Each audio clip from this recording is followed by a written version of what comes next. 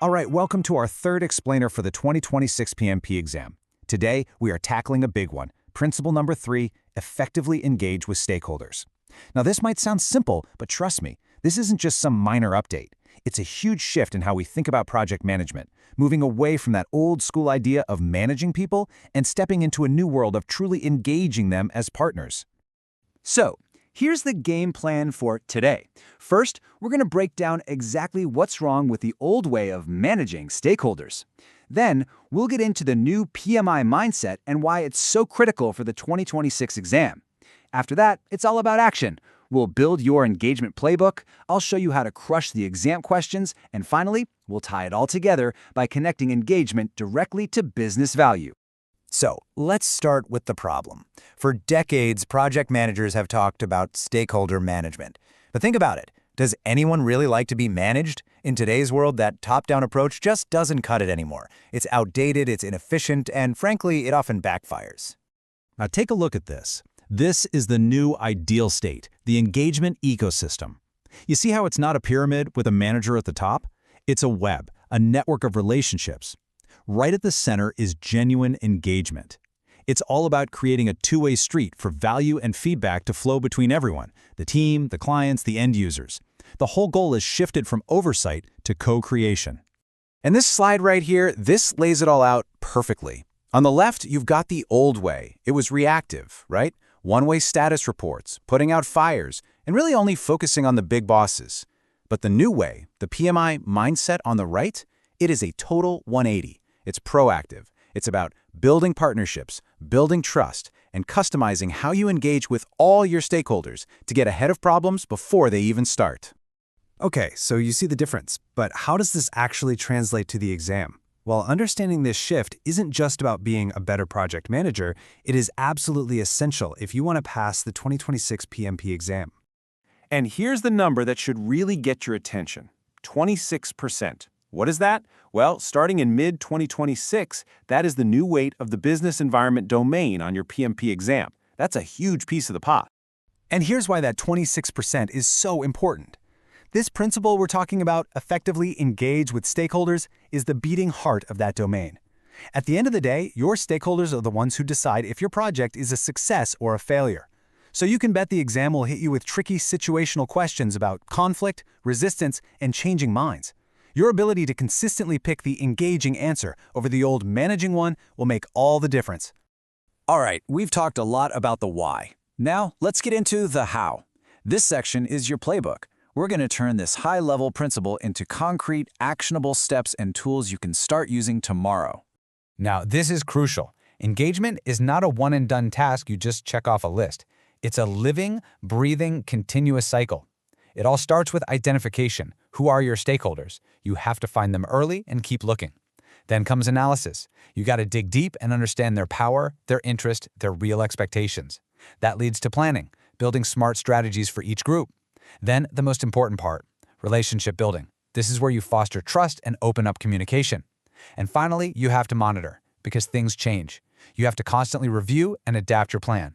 And this isn't just some abstract theory. This cycle feeds directly into the real-world documents in your project manager's tool belt. Your analysis? That goes straight into the stakeholder register, which you need to keep updated. You'll use tools like the power/interest grid to figure out who's who. All of this informs your engagement plan, which then guides what you actually do, replacing boring old reports with real, meaningful, proactive conversations. Okay, let's switch gears. Put your exam hats on. We're getting tactical now. This section is all about strategy, how to look at those long, situational questions, instantly spot the wrong answers, and confidently lock in the best choice every single time. Now listen up, because this is a fatal exam trap, and it's hiding in plain sight on the power/interest grid. The wrong answer, the distractor, will always tempt you to ignore the people in that bottom right box. Low power, but high interest. So why is that a trap? Because these people, even without formal power, can become your biggest advocates or your biggest blockers. If they feel ignored, they can create a whole lot of resistance. Forgetting them is a guaranteed wrong answer on the exam. I want you to really study the patterns on this slide. On the left, you see the classic exam distractors. These are the bad habits. Things like using a one-size-fits-all approach, only talking to people when there's a problem, or waiting for an issue to blow up before you act. The best answer, the PMI-approved answer, is always going to be on the right. It's about tailoring your approach, building feedback loops, and proactively engaging to prevent problems in the first place. Once you see this pattern, you can't unsee it.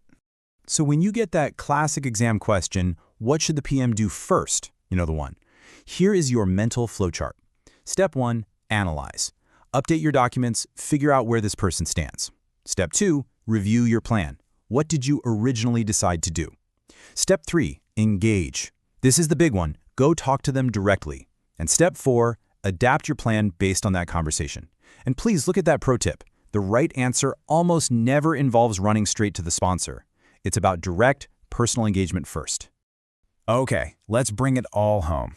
In this last section, we're going to connect all these dots and show how great stakeholder engagement isn't just a nice-to-have project task. It's a core strategic function that drives real business value. I absolutely love this visual. Think of engagement as the bridge that connects everything you do on your project to actual, real business value. If that bridge is weak or broken, it doesn't matter how great your project is technically, it's not going to be a true success. So if there's one thing you take away today, let it be this. Effective stakeholder engagement is not an administrative task. It's the art of building relationships that turn neutral bystanders into champions, and that is what ensures your project delivers real, lasting value. And that's a wrap on principle number 3. Up next, we're going to build right on this foundation and dive into principle number 4, focus on value. If this explainer helped you out, do me a huge favor, hit that like button, subscribe, and definitely turn on notifications so you don't miss a single part of our 2026 PMP series. Thanks for watching, and I'll see you in the next one. Operationalizing stakeholder engagement. Modern project management requires abandoning the idea that people can simply be controlled. Principle number 3 mandates a structural shift. You must move from merely managing stakeholders from a distance to fusing them into active partnerships. The Project Management Institute states this principle verbatim: effectively engage with stakeholders. This requires you to proactively identify them, understand their influence, and involve them in your workflow. This pie chart illustrates the 2026 PMP exam structure, specifically the business environment domain, expanding to 26% after July 9th. Because stakeholders define success, their needs dictate the requirements within the segment. Their satisfaction is the primary metric. Effective stakeholder engagement provides a measurable operational framework for navigating this portion of the exam. It is a strictly tested component of the modern curriculum. The legacy assumption of stakeholder management relied on a static, one-way flow of information. Project managers broadcasted status reports and assumed the job was done. The current PMI mandate replaces that outdated model with continuous two-way feedback loops. This dual-directional flow acts as a diagnostic tool. It identifies friction and misaligned expectations before they impact the project schedule. PMI formulates its situational exam questions around this tension. Scenarios test how you respond to sudden interpersonal conflict, changing requirements, and resistance. Relying on the old instinct of broadcasting one-way updates to solve a conflict leads to selecting incorrect answers on the exam. To execute this effectively, you must translate the concept of engagement into a concrete 5-step lifecycle model. Step 1 is identification.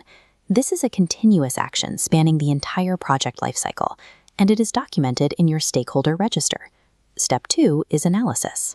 You plot your identified stakeholders across varying vectors of power, interest, and influence. This grid maps specific coordinates dictating time and energy allocation. Step 3, engagement planning, formulates customized communication strategies. Step 4, relationship building, executes this plan through active feedback, building trust. Step 5, monitoring and adaptation, adjust your strategy as stakeholder influence shifts. Linking these 5 elements converts unpredictable human behavior into a predictable, manageable workflow. The exam designers turn common real-world errors into attractive distractors. These are the choices that feel intuitive but violate the core principle. The first trap is applying a uniform communication approach to a diverse stakeholder pool. Tailoring your strategy is mandatory. A generic approach is incorrect. The second trap is reactive communication. Reaching out only when a critical delay emerges or a problem requires solving means your plan is flawed. Take a close look at this specific quadrant. entities with low authority but high emotional investment. Ignoring them creates significant risk. These ignored high-interest stakeholders often recruit allies, forming coalitions to acquire the high influence needed to stall the project. A related error is structural myopia, focusing all of your relationship-building efforts exclusively on the project sponsor while ignoring the team and end users. You must learn to distinguish between reacting to a crisis after it occurs and preventing it through continuous monitoring. Any exam option advocating for homogeneous treatment, passive observation, or reactive firefighting represents a direct violation of Principle 3. Most situational questions in this domain rely on a specific trigger. A new stakeholder appears mid-project, or an existing one begins displaying active resistance. When you spot that trigger, you must deploy a strict 4-step operational sequence to find the correct answer. This flowchart illustrates the algorithm. Step 1. Analyze. You update the stakeholder register and assess power and interest. Step 2. Review. You consult the engagement plan to determine if your approach accounts for new data. Step 3. Engage. You initiate a direct meeting with the individual to gather ground-level intelligence on specific needs. Step 4. Adapt. Using the gathered intelligence, you modify your engagement strategy to integrate their requirements. Test takers often fall for the trap shown here, encountering a conflict and instantly escalating it to the project sponsor. Direct intelligence gathering must always precede an escalation event. You must perform the analysis before passing the problem up the chain of command. Following the analyze, review, engage, and adapt sequence ensures you operate as an autonomous, data-driven problem solver. This profile is what correct exam answers reward. The mechanics of stakeholder analysis and engagement planning serve one purpose: ensuring the delivery of business value.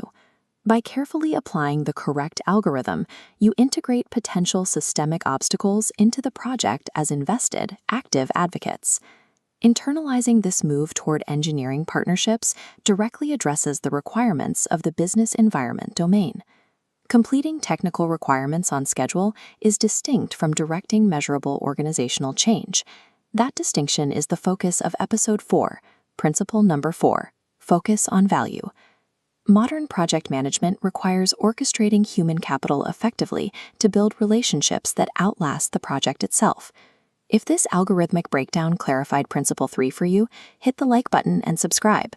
Turn on notifications to secure your strategy for the 2026 PMT exam, and I will see you in Episode 4.